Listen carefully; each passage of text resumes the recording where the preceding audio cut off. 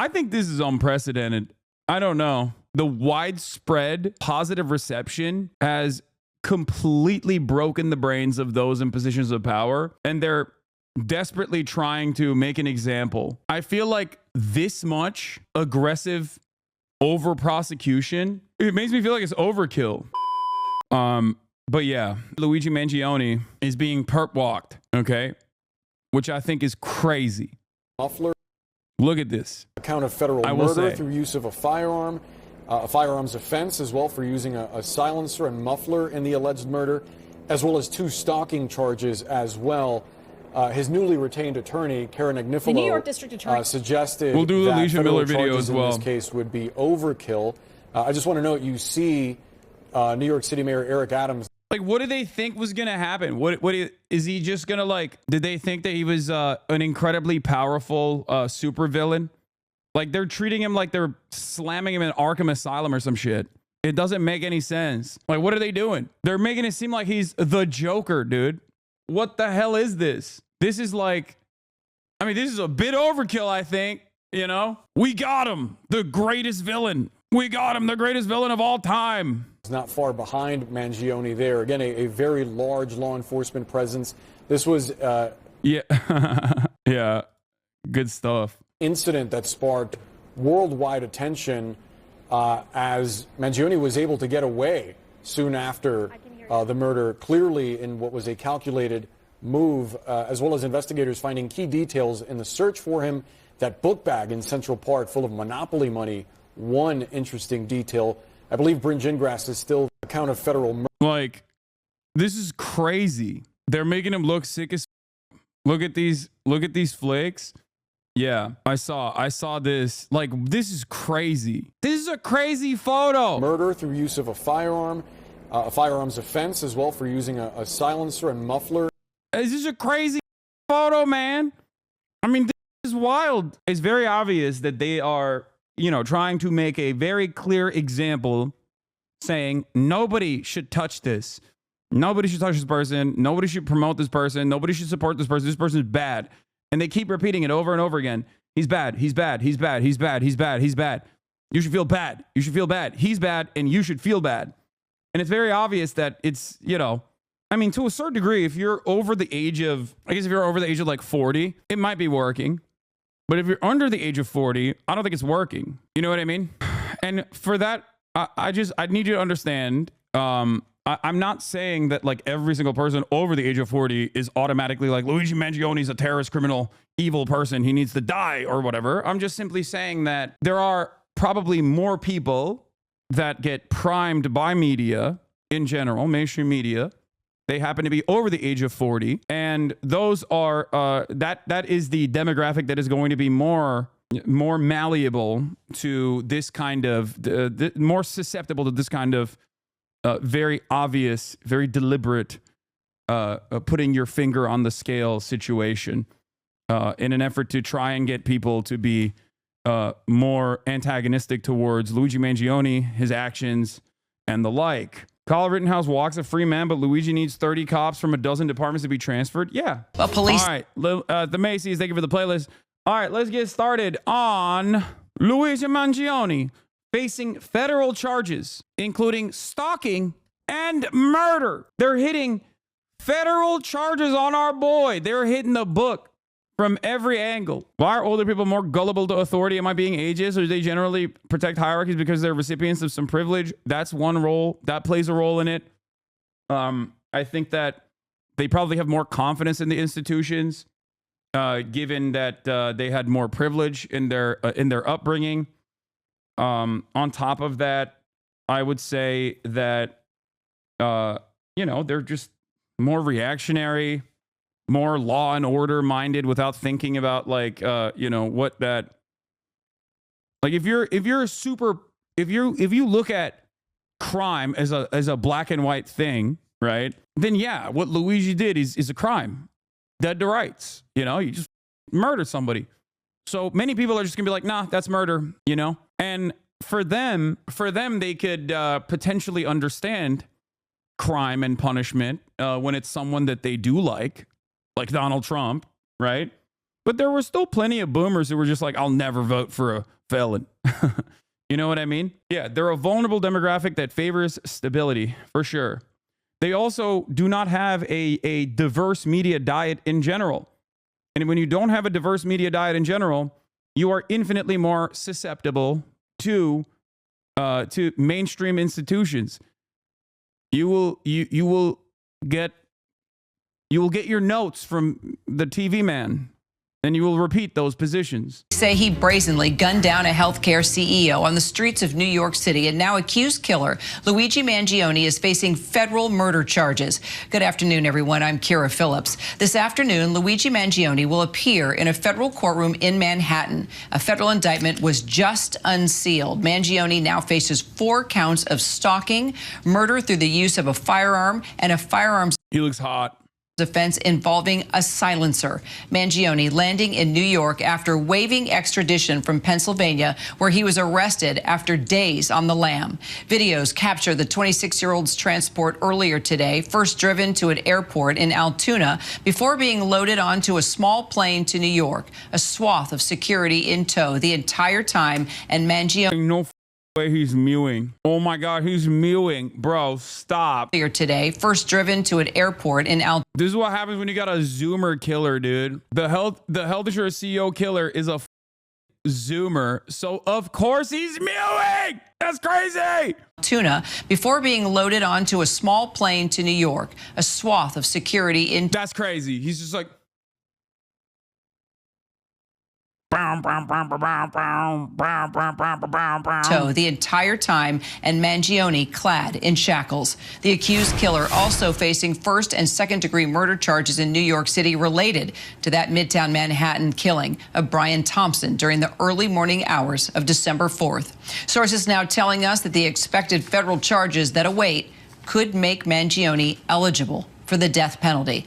Let's bring in our legal contributor and trial attorney, Brian Buckmeyer. yeah, let's kill the guy, dude. Yeah, great stuff, man. Great. Throw the book at him.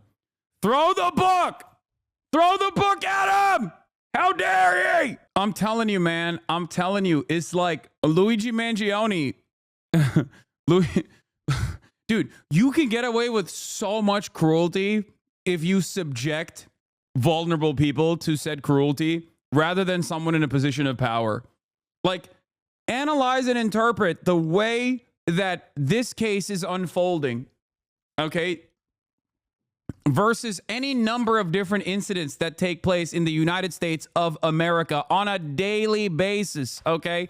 We are a very violent nation. We are a very violent country. There are thousands of murders that take place every year in the United States of America. There are plenty of instances where we have seen high-profile cases of vigilante justice where the person is not even punished but celebrated as a hero. But when you do this to a person of worth, a person of means, a person of wealth, the only people that deserve personhood in American society, you get the book thrown at you, federal charges, terrorism charges. It. And I think when people look at this and like if you're a person who reads The root.com or whatever, right? Like, how do you not see this? How do you not recognize that, like, obviously this is a white guy, okay? Now interpret the way that they're throwing the book at this motherfucker as opposed to the likes of George Zimmerman. You know what I mean? Or Daniel Penny or Daniel Perry. Wasn't it Daniel Perry in Texas? Or was the victim's name Daniel Perry? No, it was. Yeah. Daniel Perry was pardoned by the Texas governor for going to a BLM rally and like shooting and killing one of the Black Lives Matter protesters. Daniel Perry was convicted of murder in the death of Garrett Foster, but was later pardoned by the governor. Daniel Penny in New York killed a homeless person in a subway in a subway car. Kyle Rittenhouse. Think about that. Yeah.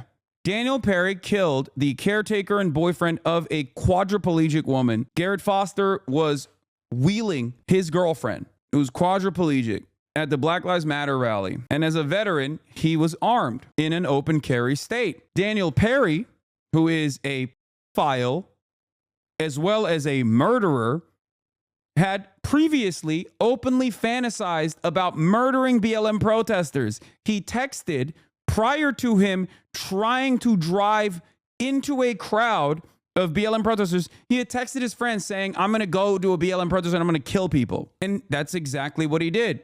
He rolled up to a bunch of BLM protesters who were peacefully walking through the streets, and he tried driving into the crowd.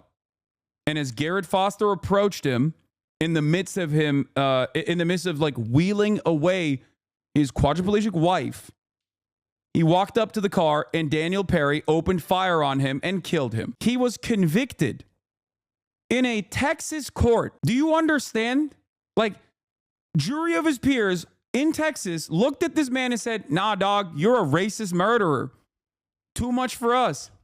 And the governor of Texas, Governor Greg Abbott, turned around and pardoned him. Think about that. Look at the analysis here. Look at the interpretation of who gets to be killed and who gets to do the killing in American society. Okay? That's it. Now compare that to the reception of Luigi Mangione. By phone. So, Brian, I guess let's first start with Mangione's arraignment today. What can we expect? Mangione is going to be doing an arraignment, which is an initial appearance before a criminal court, where he gets to hear the charges as you've outlined in the federal case. And then the judge will decide as to whether or not bail should be set. But considering the nature of the charges, I would assume that he would be denied bail and be remanded as the case then progresses. The next question would be is when and if he's going to show up in a Manhattan courthouse to then hear these state charges. Got it. All right. So let's just talk about the state and federal charges here and the federal side of things and how that could make him, he could face the death penalty, right? Absolutely. So in the state of New York, there is no death penalty. The highest charge of murder in the first degree, which he faces in state court, has a penalty of life without the possibility of parole. That's the highest sentence we have in the state. But in the federal court system, they do have the possibility of the death penalty. But we will know that far in advance of any type of trial because the government will have to make some sort of notification that they are seeking the death penalty. So while it is a possibility, we don't know if that's the actual sentence that the government will be seeking at this point in time. All right, so Mangione's lawyer is now calling the federal charges a pile-on. We first knew about what he faced in state court, but now we're hearing about these federal charges. The lawyer's saying that it raises concerns of double jeopardy. Is he right? So no, and I think currently Luigi Mangione's attorney is Karen Friedman Agnifilo. So I don't believe she's right in the sense of double jeopardy.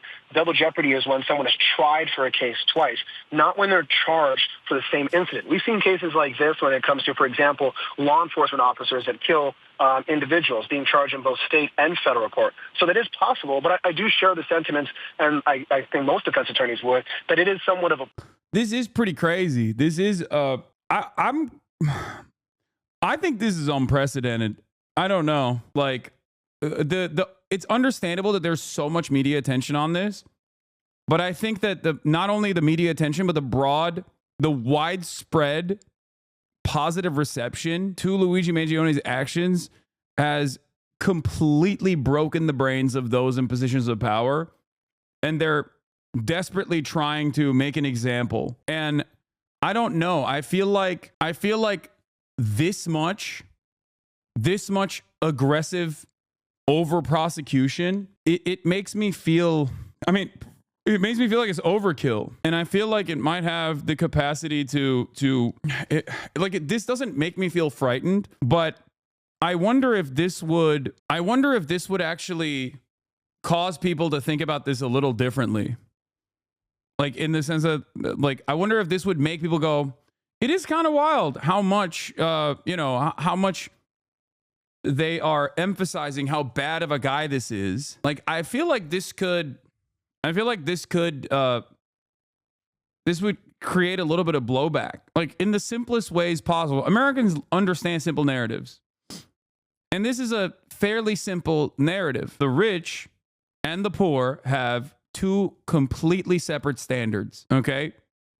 You kill a rich person in a position of power, no matter how much cruelty that they've subjected others to, you will have the book thrown at you. You kill a poor person, good luck if they even catch the person. You know what I mean? Like, I feel like Americans, they can, regardless of their lack of interest in developing class consciousness, this is a relatively simple instance of hypocrisy that they can understand, I think. Pylon, that where the state court has already secured an indictment for murder in the first degree, having the federal court then jump in as well to add additional charges would, in some senses, be considered a pylon just because they already have such serious... Terrible take, you think?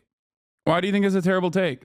I wish people would just like explain why they think my takes are terrible. You have the opportunity to write out something more than just saying terrible take. Charges against this person. Just as an attorney, and how this seems to be changing, by the day, what are your thoughts on just this whole process? How much attention it's getting, and now just the multiple charges that we are learning about? So I think now that we're learning what the federal charges are, they differ greatly from that of the state court being murder, and there are specific defenses that come from that that I think Luigi Mangione might have been able to avail himself, especially because of this groundswell of people supporting him. We've seen high-profile cases in the past where it begs the question of hero or villain, and we've seen people divided. I would point to Daniel Penny as being the most recent one, people being divided based on not necessarily crime, but the situation that revolves around it. Now we have the case of Luigi Mangione, and I don't even think it's much of a division, so much of that is people's frustration with the medical insurance industry bleeding into a homicide case where people are not necessarily looking at the facts of, did he plan the murder? Did he do it? Was it premeditated? They're looking at it as a point of, I'm frustrated with the medical industry, and they are championing Luigi Mangione to some extent. And I say that as an interesting aspect only because at some point, 12 people are going to have to sit and hear this case, and that could be somewhat of an influential factor in determining guilt or innocence. Yeah, we should point out, as we do have this conversation, which is an important conversation to have, that he wasn't even covered by United Healthcare. And that was one of the surprises, Brian, that we learned as we continued to cover this story. By the way, we are looking at live pictures now. It really is fascinating as here we are talking about the groundswell of support for Mangione, and not, not over the crime, but the frustration with medical insurance. At the same time, look at the security, Brian, around him.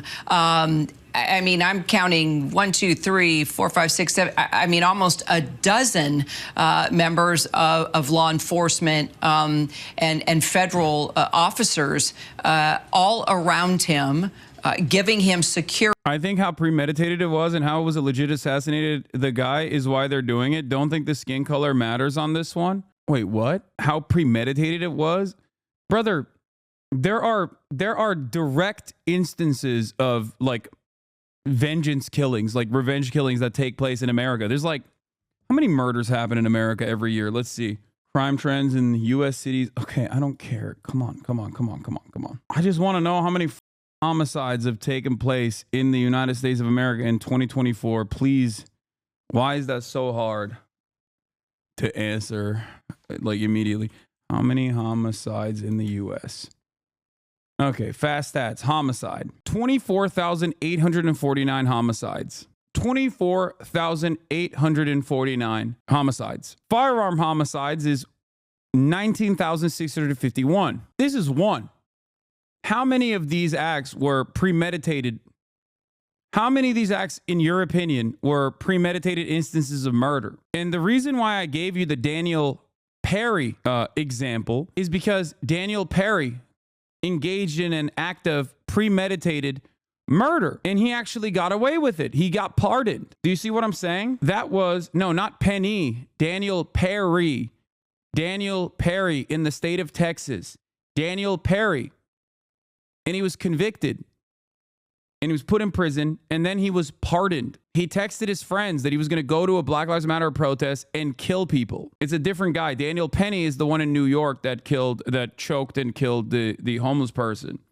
Daniel Perry is the BLM killer Do you understand what I'm saying? I mean, that wasn't this year, but you have to recognize something here. Like, there are a ton of firearm homicides that take place in this country, and a good deal of them are premeditated. Some of them are vengeance killings. Some of them are revenge killings.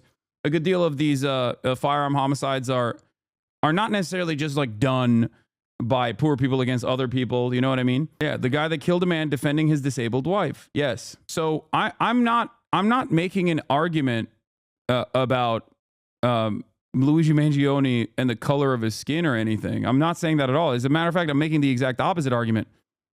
I'm saying that he's a white dude and he's getting the book thrown at him. And I think you need to understand, like, this is not about whiteness at all. Daniel Perry also killed Daniel Perry in the state of Texas killed a white man. He was at a Black Lives Matter protest. His girlfriend is black, but he was a white man. He's a veteran. This absolutely is something that transcends beyond race. It's class. Before people make jokes about how, like, oh, well, Italians are not white, and that's why, you know, this is happening. Like, come on. If we're going to be very serious here. He's in cuffs because he's white.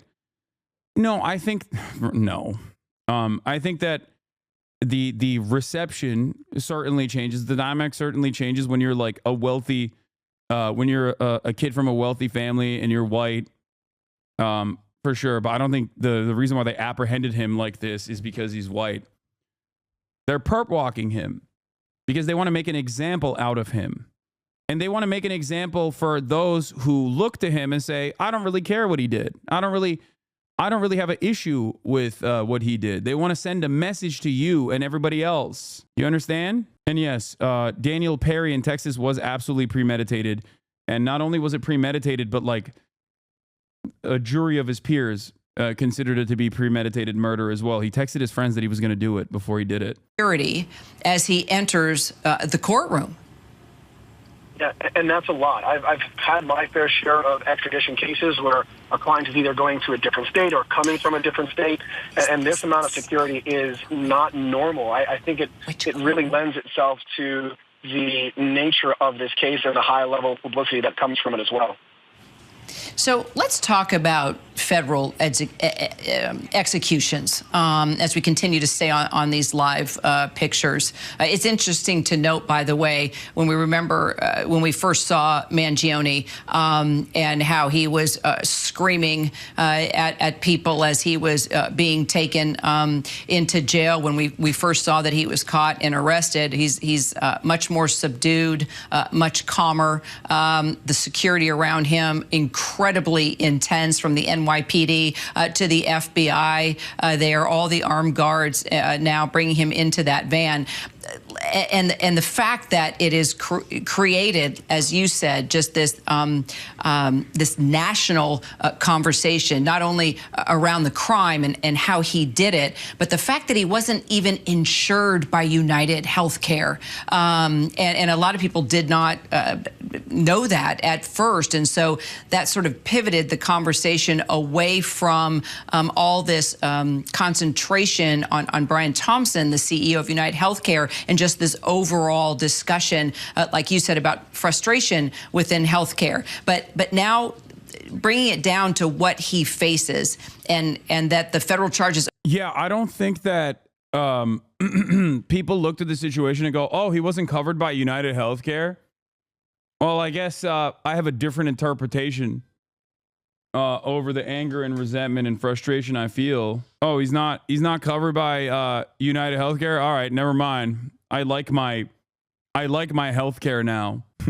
Like, who cares? The reasons as to why people are not immediately going tisk tisk, how dare he, has nothing to do with the dude himself. It has everything to do with how they interpret healthcare in this country and how what their experiences look like. Open up the possibility of the death penalty. Federal executions are rare, right? There's only been, what, a dozen to 16 federal executions since the 70s, the early 70s, but 13 of those apparently under President Trump. So now he's coming into office. You have this story that's dominating the headlines.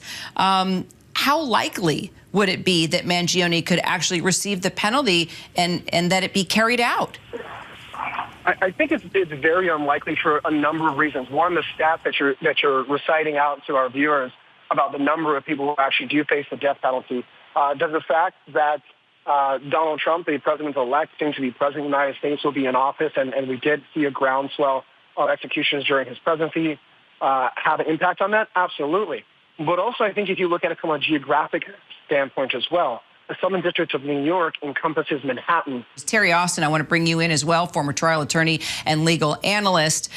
Just listening to the conversation I was having with Brian there, your thoughts as an attorney, as a legal analyst who has covered so many murder cases with us. What do you think, why do you think there is so much interest in this? God damn this camera. They're trying to make this seem like it's a senseless killing of a rich guy conducted by a leftist extremist terrorist. That's what this is. It's a way to try and control. It's basically a desperate attempt to try and control the narrative because of how terrified people are about the broad positive reception in a country where the broad majority of Americans actually have a very simple understanding of crime and punishment. Normally, it's very black and white. There is no celebrating a guy who kills a guy in broad daylight. You know, there is no, like, people immediately go, no, this is completely up, completely unacceptable. So the very fact that wasn't the immediate reaction, I think that's what's terrifying those in positions of power. Case and in Luigi Mangione and in this conversation around medical insurance, the frustration with medical insurance and just the groundswell of support that he is getting. And I should point out, not about the crime that was committed. We should never support murder, but just the frustration that has been brought out since Mangione allegedly committed this crime, and of course, this so-called manifesto that he had written. Exactly. This is the type of case I think that the society wants to see, and that the prosecutions, both on the federal side and the state side, they want to make sure that they're focused in on this. I think as far as communities are concerned, they are frustrated and they are looking at the healthcare system as a failure here in the United States. But as you said, Kira, there is absolutely no excuse for murder here. And that's exactly what happened. It was someone who shot someone in the back, and it was someone who could have done other things. Louisiana is a smart person. Mangione, he is someone who has been educated. He is someone who really could have started a swell against the healthcare company, could have started a boycott, could have gotten many people behind him. And instead, he decided to take the law in his own hands. And we saw that Governor Hochul said, no, you cannot do this. The police commissioner said, we will not accept this in the state of New York. And so what you're seeing on the prosecutorial side is I'm going to boycott private health care by dying. That's what I'm going to do. I'm just going to boycott private health insurance by just myself. Okay, we'll win big this way. This is so funny. Yeah, no, this is kind of at the heart of the problem, don't you think? It's just not really possible. You can't really boycott healthcare because without it, you die. Okay? That's kind of the reason why a lot of people are mad at for-profit health insurance, as a matter of fact. Firm backing of pursuing the I'm confused as to why you have the belief that him killing the dude was justified, regardless of what the healthcare CEO efforts were for better healthcare. Is it justifiable because the government and judicial systems are taking more interest because of who was targeted? Wait, what?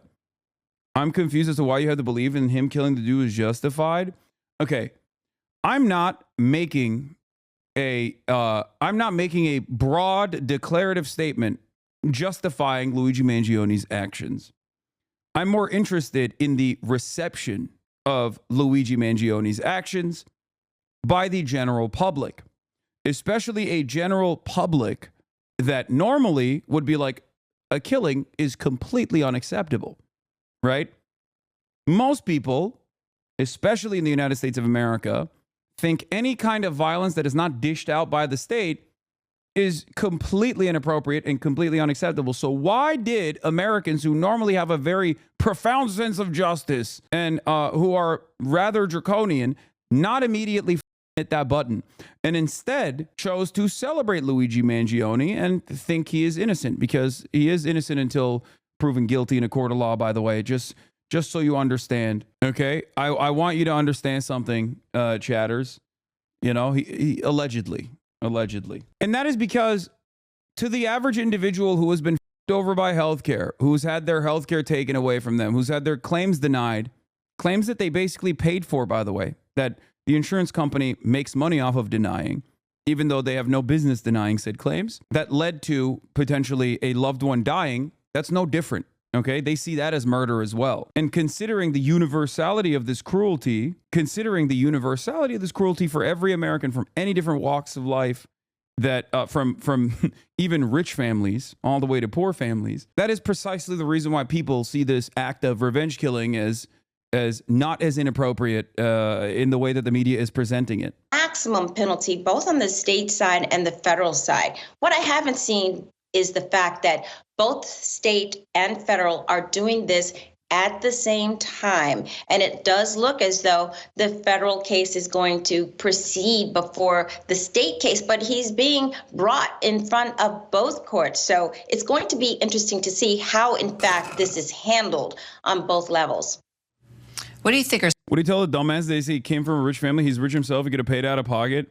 Yeah, I mean, what do you say to that? That's crazy. Yeah, rich is one thing.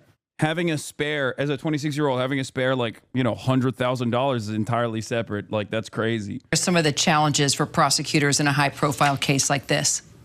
Well, certainly on the state side, if in fact they proceed with both that murder 1, murder 2 charge, and they've tied in the terrorism to that, that's going to be difficult. This is an individual who shot another individual. It's not what we commonly think of as a terrorist act. But what the prosecution, what Bragg said he wanted to do is, look, this person was trying to make a statement. He had, as you said, a manifesto. He was trying to say something about large corporations. Also, it seems like he got a haircut when he was in prison, which is kind of crazy. I'm not hating it, but it does kind of feel like they're letting the boy do good PR for himself. I think even the perp walk makes him look cool. Maybe I'm wrong. Maybe Americans see that and they go, oh, this guy's a real awful criminal. I hope he rots in prison or anything like that. But it's not, for me and this community at least, it doesn't seem like it's working. And how unfair these large corporations are, particularly in the health industry. And so he's trying to make a statement. And I think on the state side, they will certainly pursue the social media that we saw, people coming out and supporting this defendant, when in fact he is someone who shot someone in cold blood. And I definitely think that the prosecution is going to look at what happened, and they're going to be able to at least try to tie in that terrorism, saying that it was intended to intimidate. What do you want to say, Mayor, about the supporters of Luigi? Let's see what the CNN coverage is right now. Criminal complaint. Those federal charges include 2 counts on stalking, murder through use of a firearm, and a firearms offense. That's on top of the 11 state charges against him in New York, which include 1 count of first-degree murder, 2 counts of second-degree murder, one of which is charged as a killing in the act of terrorism. The federal criminal complaint also reveals new details about the notebook with alleged writings by Mangione that was found with him when police arrested him in Pennsylvania. John Miller is CNN's chief law enforcement and intelligence analyst, and he's been getting new information on this case, as well as CNN's Shimon Prokopez. I want to start, however, with CNN's Kara Scannell, who was in the New York federal courtroom where the suspect made his first appearance. Kara, tell us what played out in the hearing. When is the suspected CEO killer expected back in court? So, Jake, this hearing took all of 15 minutes, and those images you saw of Luigi Mangione in that orange jumpsuit, well, he was changed into street clothes when he entered the courtroom surrounded by U.S. Marshals, wearing khakis, a white button-down shirt, and a navy shirt that went over it. He sat pretty silently during the hearing. The judge asked him if he understood his rights, if he understood what he was charged with. He said yes, both times, pretty briefly, kind of slender in nature. He was not, there were no outbursts like we had seen of him walking into the Pennsylvania court a few days ago.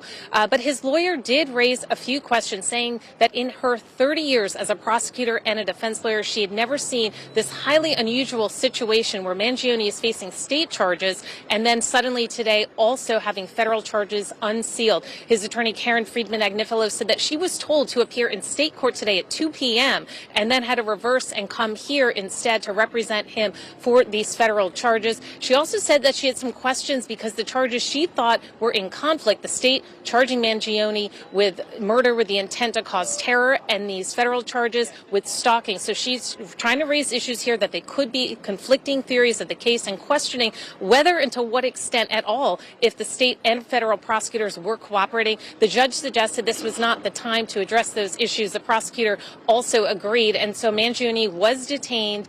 He's not expected back in court until mid-January, but an indictment is likely to come before then, and then he will appear in court and enter a plea on that indictment.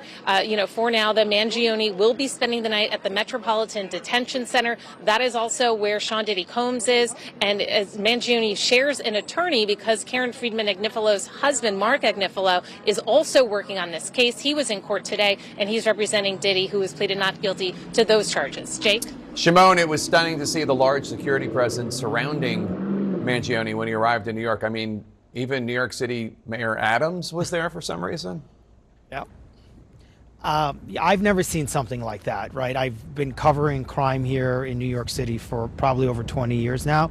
It was really striking to watch all of this unfold and the way in which it unfolded from an NYPD plane being used to transport a prisoner who's being extradited to 2 NYPD helicopters, right? They had 2 NYPD helicopters waiting for him at the airport in Long Island where the plane landed, and then they transported him to the heliport on Wall Street, and then we saw that long walk of Mangione surrounded by NYPD detectives, FBI agents, and then you saw the officers with the long guns, bulletproof vests, and just that large crowd of law enforcement officials around him greeting him as he is stepping off that helicopter. And standing there was the mayor and the police commissioner and the chief of detectives. Really unprecedented. And it just tells you all of the hoopla, right? All of the celebrity-ish kind of the way in which this case and what this story has become. And in all of this, right, we can't forget that there was a victim here who was assassinated on the streets of Manhattan. But now this case is taking on this new life, and really you're seeing some of that. Look, there are certainly security concerns over Mangione, and you can understand some of that. But really, when you look at how all of this unfolded and how everything happened today, this is one for the history books, and I think the NYPD knows that, and having that shot and having that long walk is something that, is going to be in movies and documentaries for quite some time. John, what did you make of the amount of security? Did it seem excessive to you? Well, I don't think it's excessive in the idea that in most of these cases where you have somebody in custody, sometimes you'll see them put a bulletproof vest on the suspect because they think, he may be attacked by someone who's upset by what he's accused of. In this case, it's the other way around. The level of security, the fact that emergency service unit officers with long guns, motorcycle outriders to clear the route, multiple people. I feel like things are getting crazy. Was because they are worried about the incredible amounts of support that Mangione has garnered online as an anti-hero, and that people might try to free him in that his arrival time and route were now pretty well known. I think beyond that, though, there is the reality, which is this was a case that gripped the city, and I think the NYPD also wanted to demonstrate he's in custody, he's in our custody, he's in the FBI's custody, which is why I believe the mayor was also there to show the public the case is solved and that they acted directly and quickly. All right, John Miller, Kara Scannell, Shimon Prokopez, thanks to all of you. The case and its charges are not common. Do the federal charges amount to this defendant being charged twice for the same crime? We're going to talk about double jeopardy next, and we're going to go back to Capitol Hill. Is there, in fact, a deal? Yeah, I feel like perp walking him wasn't the smartest choice. I don't think this was a good idea. It ends up lionizing him further, and it makes him look like a hero, a martyr. I don't know. I just don't think that like Americans have the capacity to recognize what's going on broadly, and implement changes, demand changes. But it doesn't seem like our institutions are going to do anything and only increase their mechanisms of apprehension and suppression. Like this kind of perp walk is a flex to be like, oh yeah, you like this guy? He's a terrorist. We're going to kill him. We're going to give him the goddamn death penalty at the federal level. We're going to execute his ass. How dare you? How dare you touch a CEO? You know, a person that is actually of notoriety and worth in American society. You've done nothing. You're a scum. You're a scumbag. Costumes, supporters of Luigi across the country. The beauty of this country is that you have the right to protest the right. And those who are protesting when someone used violence to solve a problem, we saw that on the school ground as well. It sends the wrong message. A person that uses a gun to solve a concern, if it's on a school campus or on our streets, there are mechanisms in this country on how to organize on those issues of concern. We saw young people who were tired of shootings on school ground. They organized and pushed Congress to do weapon bans. That is how we do it here. We don't use a gun. And anyone that celebrates that, it is vile and it is sending the wrong message, and you're celebrating using violence to solve an issue. Yeah. Only the police get to do that, sir. Let's discuss with our panel. We have CNN legal analyst Joey Jackson, a criminal Oh my defense God, attorney. they're talking about jury nullification. Oh my God. Oh my God. Oh my God. Yeah, Eric Adams, by the way, is probably going to get pardoned for his many crimes while he was in office. So that's also cool as well. Daily Mail's a good video with some protesters. Protesters are starting to line up out here to show support for the 26-year-old and bring attention to what they say is the injustice of the U.S. healthcare system. Luigi has freed our minds in a way, and we need to free Luigi. Luigi Mangione is on his way to the New York criminal courthouse right now. He agreed to be extradited here to face murder charges. The claim that this is an act of terror is absolutely absurd, and it goes to show how afraid this 1% is of us, the people, making change that actually benefits the 99%. Are there methods I think the NYPD has shown if workers say like Amazon protests, those methods don't work? Yeah. A CEO that allegedly defrauded firefighters out of their pension. So if you can survive a coverage denial, he takes your pension. Yeah. That part is also pretty funny whenever they talk about like, well, you know, you're supposed to protest. You're supposed to get the government to take action. It's like, okay, that's what we're demanding. That's what I'm demanding. I'm not saying that like, you know, the way to solve this problem is by just like killing every healthcare CEO. I think that's idiotic. That's not going to change because guess what? CEOs, contrary to popular opinion, are infinitely replaceable. Okay? It's just the guy pushing the button over and over again. The murder machine button is just the guy, and finding new and unique ways to you know, heighten the cruelty at the behest of the profit motive. So, you know, you can, it's the system that needs to change. Is fundamentally broken. That's what I'm saying. And yet nobody wants to hear that out either. So what is the expectation here as you keep, you know, as you keep crushing average people over and over again every single day? Like what's expected to happen? Attorney, retired New York police detective Michael Alcazar, now an adjunct professor at John Jay College of Criminal Justice, and CNN senior legal analyst Ellie Honig, a former state and federal prosecutor. Thank you all for being with us. Ellie, first I want to go to you because you know this courthouse extremely well. Give us an idea of what it actually looks like since cameras aren't allowed inside. Yeah, Boris, I spent many, many hours and days inside this courthouse. So what's happening today, what will happen shortly, is an arraignment. So before that, Luigi Mangione is going through some basic processing through the court officers, through the marshals. They'll take his prints. They'll ask him some basic questions. When the court proceeding is ready, he'll be walked into what we call magistrate's court. Now, if you're trying to envision this, it's not the sort of soaring, ornate federal courtroom where most trials happen. This is sort of a unglamorous, dingier courtroom. The ceiling's lower, it's darker, it's smaller, and usually it's just used as a place for sort of initial processing. So Mangione will sit at his table with his lawyer, Karen Friedman-Agnifilo, by his side. The prosecutors for the SDNY will be at the other table. The judge will essentially say, Mr. Mangione, you've been charged by complaint. Have you seen the complaint? Have you gone through it with your lawyer? He'll say yes. The judge may ask, how do you plead? If that question gets asked, he will say, I plead not guilty. Do you have a lawyer? Mangione will say, yes, I do. This is the person sitting right next to me.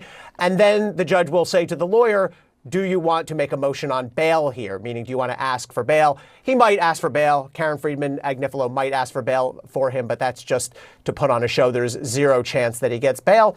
And then from that point, the prosecutors, the federal prosecutors, will have 30 days under the rule, and under some readings, 20. It sort of depends on the nuances here, but 20 to 30 days to go to a grand jury and get an indictment. At that point, the case will be assigned to a district judge and will be underway in the familiar, normal criminal process.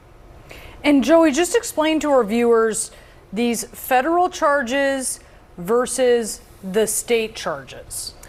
Yeah, so Brianna and Boris, the federal government has what's called concurrent jurisdiction. What that means in English is that the state can charge, and they have. They've indicted him in the 11 counts, which we've talked a lot about, including first-degree murder, second-degree murder, a number of gun charges, etc. The state has done that. However, the federal government also has the jurisdiction to charge, and they have done so.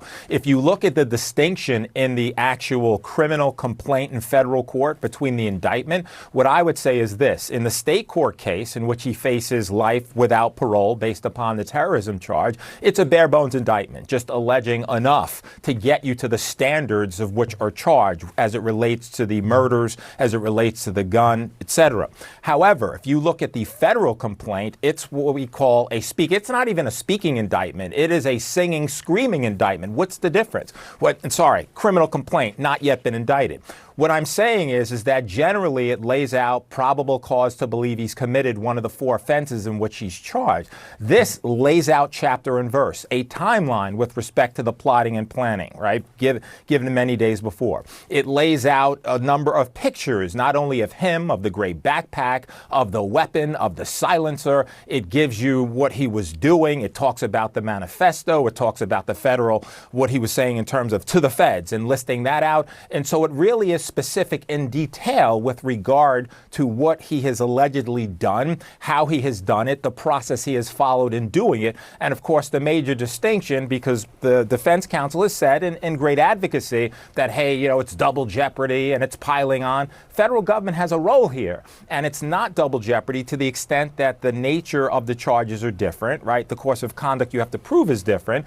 And at the end of the day, the fact is that in federal, right, you have the death penalty. In state court, you don't. A major distinction. Last point, and that is Ellie described the magistrate, and it's not as ornate as these federal courthouses, which are beautiful, but compared to state court, that magistrate court is paradise. I mean, it's a lot different from a state perspective, but it just goes to show your level of perspective. Ellie Honig being a seasoned federal prosecutor, I spent my time in state court, so when I go into federal courts, it's in awe, right? That's the distinction in terms of the layout and the look, at least. Michael, I want to ask you about one aspect to what Joey was just describing, and that is the fact that this is a singing or screaming complaint, soon to be indictment. That's in large part because of the amount of evidence that investigators have gathered here, what they found on Mangione when he was apprehended in Altoona. I do wonder how you see federal investigators working with the NYPD and what New York detectives have gathered. Do they basically just pick up from what they have, or do they then, these federal investigators, have to start their own investigation? I think the feds are going to start their own investigation. Of course, they're going to look at the information that's being shared with them by the NYPD, but they're going to do their due diligence, do their own investigation. Look at all the evidence. I mean, there's a wealth of evidence here. What the NYPD recovered at the crime scene, the gun on Mangione, the bullets at the crime scene that now match, the DNA evidence on the bottle, the water bottle, and on the phone. His manifesto, his fingerprints on the manifesto on the scene. So it's gonna be a. Why does every cop sound like this?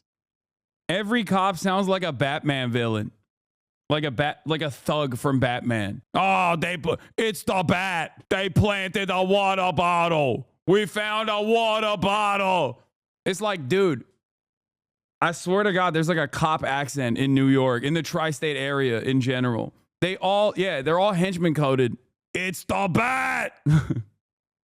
Get over here now. Yes, it's called Staten Island. I know. New York not beating the Gotham allegations. A joint effort, but I believe the feds will conduct their own investigation and then compare what they have with the NYPD. And Ellie, if you could just talk about how the death penalty relates to the federal charge here and why this would be a candidate for the feds to pursue it. Yeah, so big issue to watch here in the coming weeks and months. Just to be clear, I think it's really funny that they're writing articles like this one. Luigi Mangione, prosecutors have a jury problem. So much sympathy. Like, if his crime was so severe, so consequential, I feel like this wouldn't be an issue. You know what I mean? Unless they pack the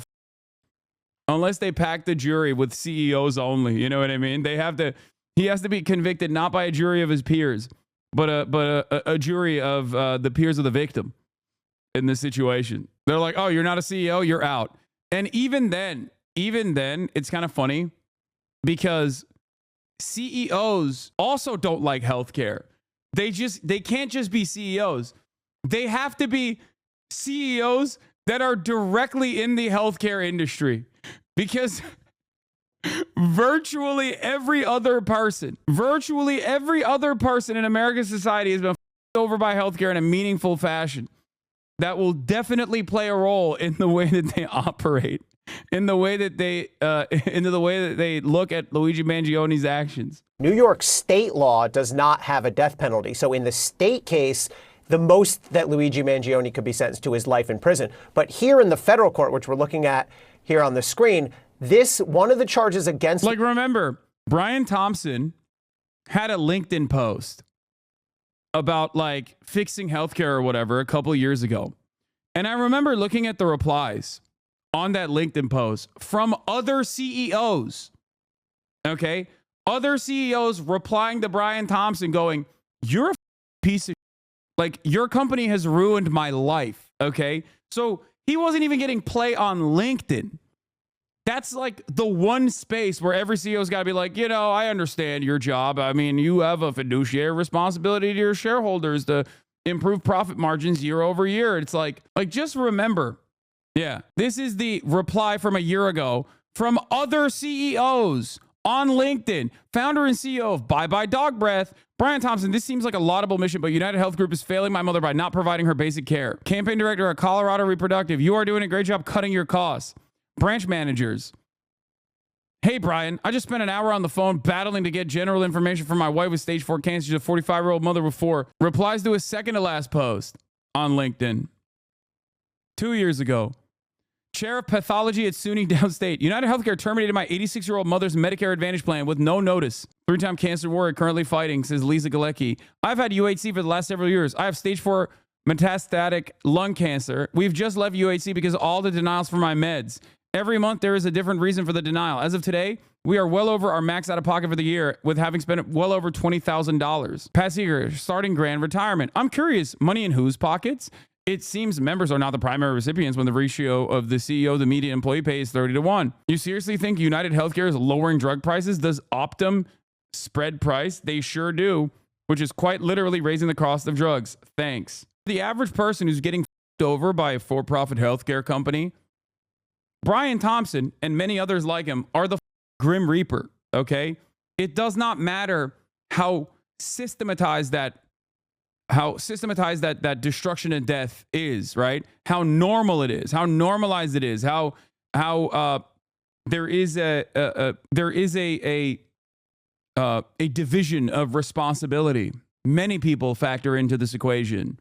And it is done not to like harm people, not to hurt people directly, but instead for the profit motive, right? But it does not matter. If a family member of yours over, it doesn't matter. It doesn't matter how much money you have. It doesn't matter if you are a CEO yourself. They look at a guy like that as a death dealer, okay? And it's truly unique because Americans under every other circumstance are predisposed to the, well, they're just doing their jobs attitude, okay? It is ingrained in the American public consciousness. They are very draconian in the way that they approach crime and punishment. But when you are harmed in a meaningful way, whether it be a tremendous amount of financial strife brought about by a company that only makes money when they just get your money, when they take your money and then don't give you back any of the money that you need when in your worst moment, okay? To them, it doesn't matter. Americans are extremely individualistic people, okay? I didn't put anything in my mouth. I was ripping the sticky stuff off the Zyn. Americans are hyper individualists. They're very selfish. But even a selfish person could, if the harm is so universalized, you're going to encounter enough selfish people that have been harmed, okay? And that's where we're at right now. Luigi Mangione can potentially be punished by the death penalty. Now, there's a process here. DOJ first has to go through its internal process. If you're the prosecutor on this case, you have to write a memo that goes down to the Attorney General's office in D.C. where you recommend we should or should not seek the death penalty. Then the AG and his people in D.C. will review that. And if the decision comes back, yes, we are going to seek the death penalty, then that's the case. But DOJ does not always seek the death penalty in all death-eligible cases. The kind of things you look at are just how heinous was the crime, what's the nature of the crime, how premeditated was it, how many victims were there, are there larger societal needs here, deterrence, rehabilitation, that kind of thing, that would weigh for or against the death penalty. So that process usually takes weeks or months to play out. But important to notice, there's going to be a big difference when the Trump administration takes over DOJ in 3 weeks. I mean, Donald Trump's DOJ was way more aggressive during his first term in imposing the death penalty, certainly than recent Democratic administrations have been. Biden administration has sought death penalty in 2 cases, 2 mass shootings. But I think the chances of a death penalty being sought here are going to go up when Donald Trump's sworn in, when his DOJ takes over in January. Joey, I want to pick up on something we spoke about yesterday when discussing this Mangione case, and that is the idea of jury nullification being a potential factor. That is, the jury essentially deciding that this person may have committed the act that they're accused of, but that on the greater whole, it would be unjust for them to face a sentence effectively. And you can correct me if I'm misrepresenting jury nullification, but I wonder how that now potentially applies to federal charges. Yeah, Boris, indeed. I mean, I think most people would be screaming at the screen, and probably are, right? And saying, jury nullification, what are you talking about? He's guilty. Look at this evidence. Look, have you not seen the criminal complaint here in federal court where it lays out chapter and verse? He's on his bicycle. It talks about the manifesto. It talks about to the feds. He's guilty even looking at this. Not so fast. Obviously, you have the presumption of innocence. However, from all public indications, the evidence is really strong. The reason we're here talking about, at least you raise the issue of jury nullification, is we've seen social media. I have never, right, and I'd be curious to know if Ellie has ever seen a case like this where social media really is calling him a hero. He's being called St. Luigi. They're selling T-shirts with angels on them. They're selling trinkets for Christmas. People on social... I mean, we are just principled believers in the standard that you are not guilty until you are proven guilty, okay? You are innocent until proven guilty by a jury of your peers, okay? That's all I'm saying. All I'm saying is he is innocent until proven guilty. I saw a clip of you in a documentary a couple days ago. Tell me what the documentary is and we'll look at it. You're innocent until you do something wrong, not just something illegal. I feel unsafe because I see this unjust punishment being dished out against this man who I don't think is guilty. I don't know. I mean, was he really the guy? Do we know? Social media is saying, hey, it should have been me to do this. It should have happened before. It should happen again. It's insane. And so why is that relevant? Why is public perception relevant? Why am I talking about social media? Because we're talking about a jury pool now. Of course, the Southern District's jury pool, a lot different from a Manhattan jury pool to the extent that it's more, right? It's a broader area that you have to cover. And I don't know whether that's better or worse with respect to the number of people who are going to be there, the number of people evaluating. Now, I should also say very briefly that you select a jury. And if there's jurors who say, I hate the healthcare system, I hate government, I don't like anybody, most of all you, defense attorney, and you, prosecutor, whatever, you excuse them. They're called challenges for cause. But you have a limited number of people who are ultimately, right, going to be on that jury. And those are the people you agree to. But people are people. They have visions, they have emotions, they have perspectives. Will they say, you know what? Wow, this is long overdue. That's something to look for with regard to a hung jury, with regard to a jury that nullifies. I don't know that they will, but if ever there was a case, right, where it would be a jury that would nullify, and last point, look at the last election. The public has spoken with regard to what they feel about the government, with regard to what they feel about the country, and the direction it's heading, the distrust of government, just the feelings overall about politics. They wanted someone in the office who could just be a norm breaker. I'm looking for that as it relates to this case, to be sure. The man accused of assassinating... All right. I am going to... Isn't it extremely odd that jury nullification entered public discourse? Is the TV trying to jury poison the comment viewers to find 12 people who don't know about the story at all? I'm just shocked. I'm just shocked that they're even bringing this up. Remind all potential jurors to act as right-wing as possible so they can do the funniest thing. All I'm saying is, if I'm sitting in that room, okay, as a resident of New York, as a New York voter, okay, I'm talking about, I'm trying to hit the center as perfectly as I can. I'm a systems defender. You can't actually say too aggressively that you love healthcare. You know what I mean? Because if you do that, then the defense team will cook you, right? The defense team will get you. The defense team will make sure that you're not sitting on that jury. So you always have to. Is a delicate balance. You have to be the most extreme centrist who thinks that like violence is inappropriate. And that you're oblivious to who this Luigi guy is. You know what I mean? You're like, oh, I don't know anything. Yeah, no, honest to God, have no idea. Have no opinions on this issue whatsoever. I'm fair and I'm balanced. I don't have any issues with CEOs in general. No issues whatsoever. And in terms of healthcare, you got to be like, it's a cruel system, but it is what it is, right? We all live under it. Someone's got to make the money. Something along those lines, All right, let's see. Speaking of police and their deep incompetence, we are going to talk about the police doing... practicing getting picked for jury duty. Luigi Mangione, never heard of him. I don't even want to do jury duty. Did I hear about this case on the news? Who watches the news? Not me. What do I think of What is this documentary clip from Netflix?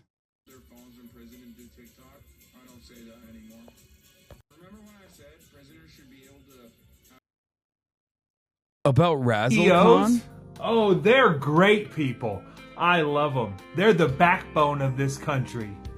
Have I ever had any issues with healthcare? Never! What do I think about Italian Americans? I don't like them at all. They're all probably guilty. See, this is the problem. You can't be too aggressive in your anti-Italian hatred, or you can't be too aggressive against Luigi Mangione either, because if you do that, then you also end up